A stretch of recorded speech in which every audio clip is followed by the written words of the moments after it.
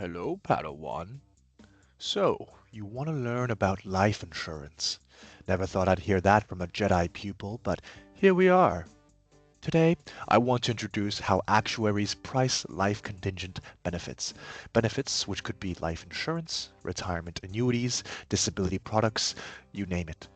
This is essentially how can I construct a present value dollar figure today that I can charge to willing customers. In a galaxy far, far away, everything depends on how we use the Force. The force of mortality, that is. The instantaneous probability that someone dies. How we use the Force allows us actuaries to model very different situations. We have the alive-dead model. To model a single person's life insurance, which would have been taught at LifeCon 1 at the Jedi Temple. Then we have the multiple state models, which encompass disability, multiple lives, and countless other scenarios. These three models channels the Force in different ways to determine a price for these products. Tell me, Padawan, are you ready to harness the Force?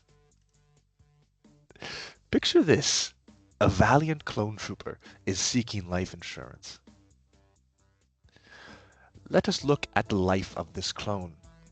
If he dies in a certain year, his estate would receive a payment. Then, if we would want to see this payment in today's dollar, we would have to discount this value.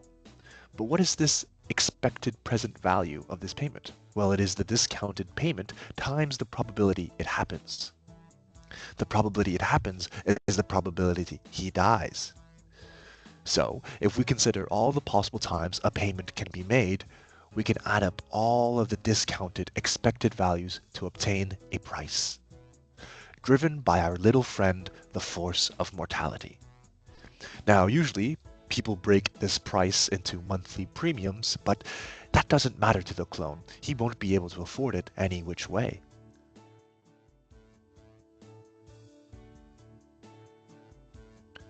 Now, let's say Anakin is about to fight Obi-Wan and wants to buy insurance for his limbs. Okay, so his contract will give a certain payout if his left limb is cut off, another payout if his left leg is gone, another for his right leg, and another for his right arm. How do we find the price? Very similarly to the previous case. We can find the force of transition, the probability that Anakin loses a limb for each line. So if we have the probability for each line, we can use the similar metric discussed in the last slide to add up all of the payments for a certain limb lost, discount it to the past, and find the expected value of this present value using the force of transitions. Now notice this model only pays out for single detached limbs and does not consider if multiple limbs were cut simultaneously.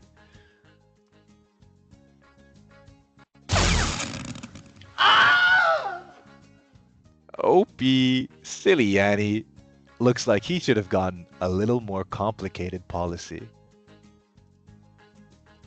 Now, in this next situation, Anakin and Padme are married, but are worried they might switch to the dark side.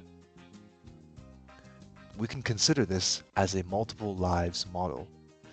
Now, assuming once you go bad, you never go back, we can model this scenario similar to before. Determine the force of transition to the dark side for each person. Then we find the probability that Anakin goes to the dark side, or subsequently Padme, and we could even find this in the vice versa direction, where Padme becomes evil, and then Anakin. Another thing to note is that we can also play around with when and where the payment occurs. Does it pay out when both are bad? Does it pay out when one goes bad? Or does it pay out when, let's say, Anakin only goes bad? Then we can use the foundational formula from before to find the price for each line and add them all up. Now you may wonder, what if they turn evil all at the same time? Well, that's a good point. We can add an additional factor and line to consider this possibility in the price.